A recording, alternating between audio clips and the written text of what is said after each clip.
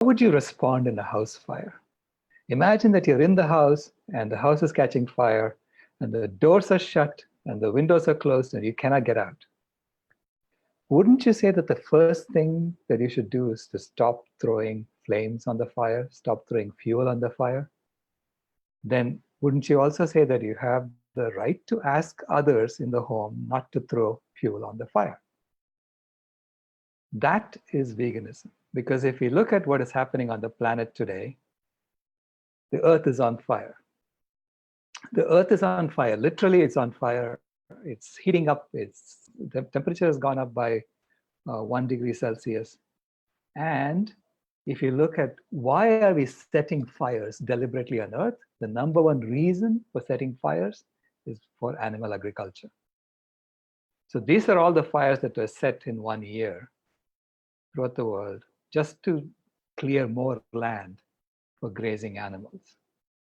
So when we ask people to go vegan, we are saying, please do not set fires anymore on earth. So this is why we have a right and we have the obligation on behalf of the rest of humanity and on behalf of all other life on earth to ask our fellow human beings to stop setting fires on earth, to go vegan. And this is the personal change that's needed for us to achieve the social transformation. Because Gandhi said, there is no social change without personal change. That's what he meant by when he said, be the change you want to see in the world. And he used that in his independence movement. He said, I consider it my duty to induce people by every honest means to wear khadi. So there he was asking the people of India to change their clothes. That was the personal change he was asking people to do. Change your clothes from British clothes to khadi clothes made by Indians in India.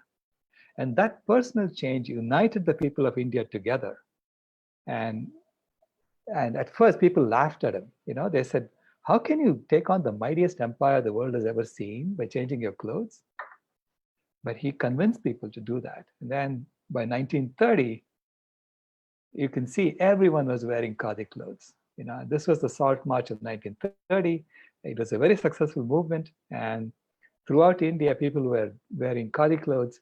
And the British government was on its knees begging to negotiate with Gandhi. This is the reason for the British government to impose the salt tax, because they were losing money in the largest industry in England at the time, which was the textile industry. So the Salt March was like the culmination. And after that began the negotiation between Gandhi and the British government, and India got independence 17 years later. The same way, when John F. Kennedy said, we will go to the moon by the end of the 60s. Within this decade, we will be on the moon. People laughed at him. They said, we can't even get someone to go up to space and come back down. And you're telling me we are going to send a man to the moon? But then it inspired the people of America. And we just worked on it. And within 7 years, man was on the moon. So you see this exponential transformation happening. Once people get into the mood, get into understanding why we are making this change and then working on it. The same thing happened in the internet. In 1995, I was working on the internet and there was this article by Newsweek saying the internet is going nowhere. It's going nowhere. No, who's going to buy things on the internet? Who's going to read stuff off the internet? I can't even get a search question for the date of the Battle of Trafalgar working properly. So that was the article. And one of the problems he was pointing out was that, he kept getting these hourglasses saying, too many connections, try again later. And so we were working on making the internet more robust. We were making it 10 times faster. And within 7 years, within 8 years, I overheard someone say, I can't live without the internet. The internet was everywhere. The internet had taken off. And of course, when you search for the Battle of Trafalgar, you got it. You knew the date. And that's Google's contribution. So that again was an exponential transformation that happened. And in 2005, the California governor, Arnold Schwarzenegger, vetoed the gay marriage bill. And I was having dinner with a colleague of mine and who was telling me, it's a good thing this happened. How can men get married to men? This is unthinkable. So it was unthinkable in general at that time that this could be normal. And by 2015, it was normal. It was again an exponential change in social attitudes that happened. And within 10 years, we went through this transformation. And the same thing happened to me in 2015 when I presented this paper at the American Geophysical Union's fall meeting, where we showed that if the whole world goes vegan, we can literally reverse climate change. We can literally sequester 265 gigatons of carbon by bringing back the forests that used to be there on the land that we are currently using for animal agriculture. And so this is just, I mean, it's not even creating new forests, it's bringing back the original forests. That itself was enough to reverse climate change. And over 100 climate scientists came to talk to me after that during the meeting, and they all said, yeah, you're right, but it'll never happen.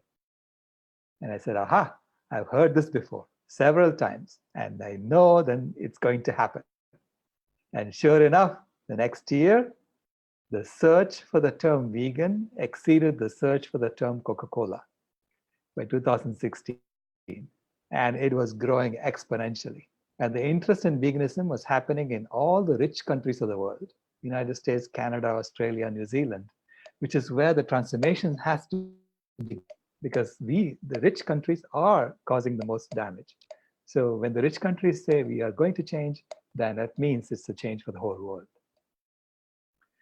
And this is why fast food companies are now considering vegan meat options.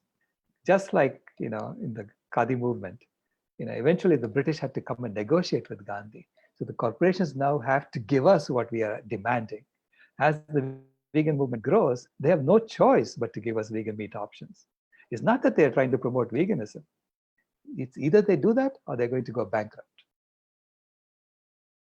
And Forbes reported a 7x growth in veganism in 3 years between 2014 and 2017. So in the US, it increased by a factor of 7. So which means if we just continue the same rate of growth, by 2020, it will be another factor of 7. By 2023, a factor of 49. And by 2026, a factor of 343. This means that if even 0.3% of the people were vegan in the US in 2017, 100% will be vegan by 2026. So that is what we are working towards, a vegan world by 2026. We know it is already on track to happen. We need to get all the collateral in place for it to arrive.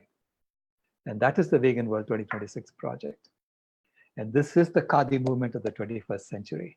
And this is why I say that I consider it my duty to induce people by every honest means to go vegan.